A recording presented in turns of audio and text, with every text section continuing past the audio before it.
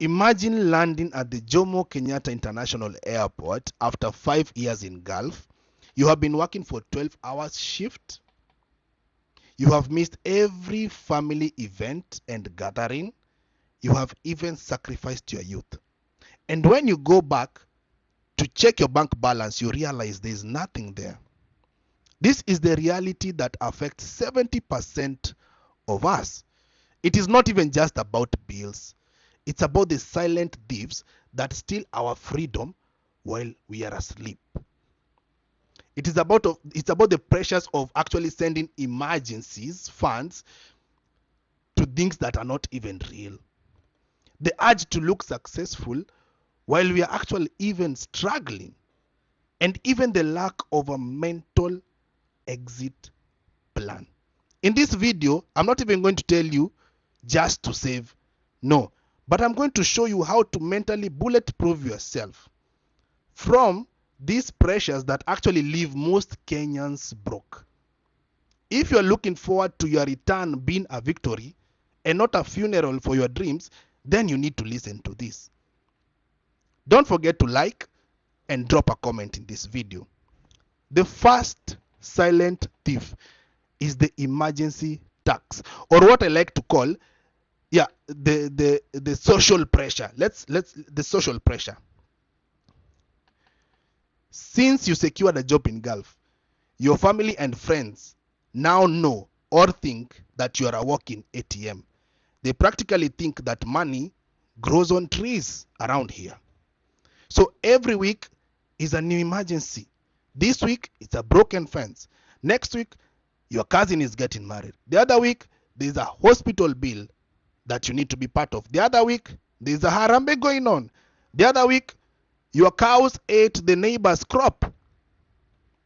It's emergencies after emergencies after emergencies. You need to learn how to say no now, as compared to saying I am broke later on.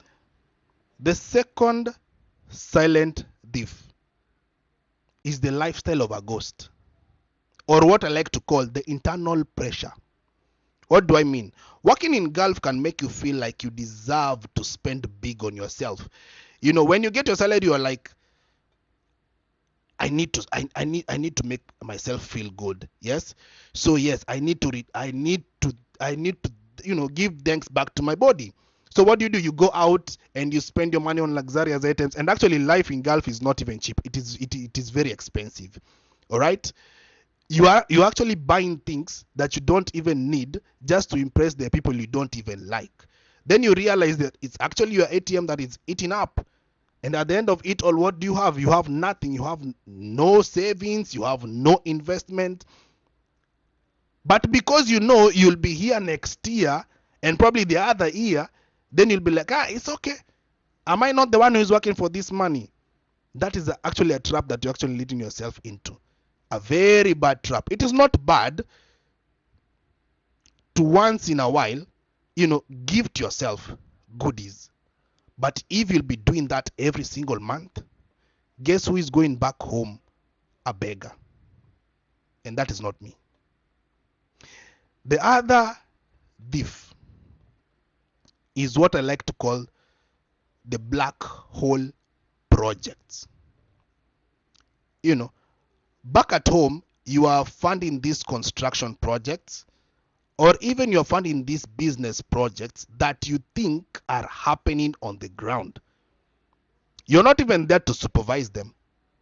But later on, you come to realize that the construction projects only exist in the photos, and even the businesses you thought they had even started, they are actually shells.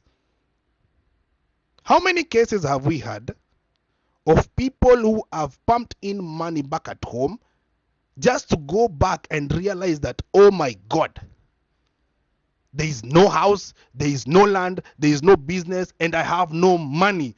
After 5 years, what do I do now? Depression kicks in. Suicidal thoughts kick in. You think of coming back again. You actually go crazy.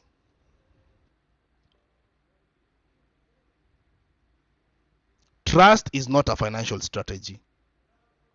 If you're not there to supervise things for yourself, and if you cannot use a third party to audit and verify the information, then I suggest you keep your money to yourself, take it to the MMF, buy some shares in the SACCO, or actually invest in the NSE. That way, you'll be gaining interest and your money will be growing while you're sleeping. The other silent thief, and the last one for this video, because I don't want it to be long, is the lack of vision. What do I mean? I asked my friend, how long have you been working in Gulf? He told me 15 years. I was impressed. Then I asked him,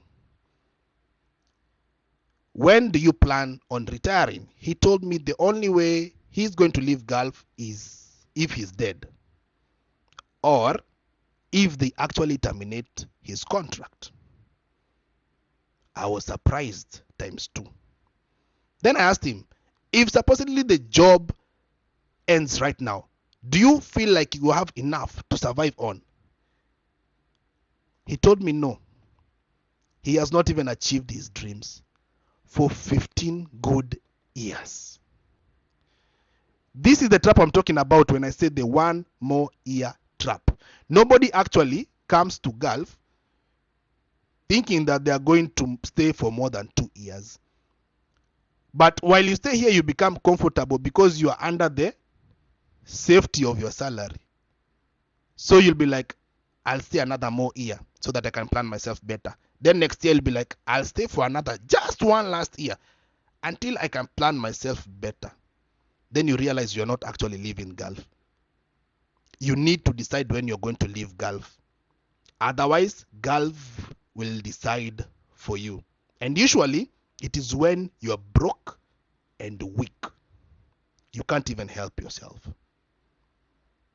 We need to have an exit plan.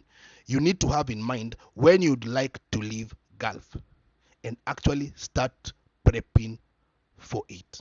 Let me know in the comment section, which is that silent thief that actually frustrates you, and how do you plan on dealing with it?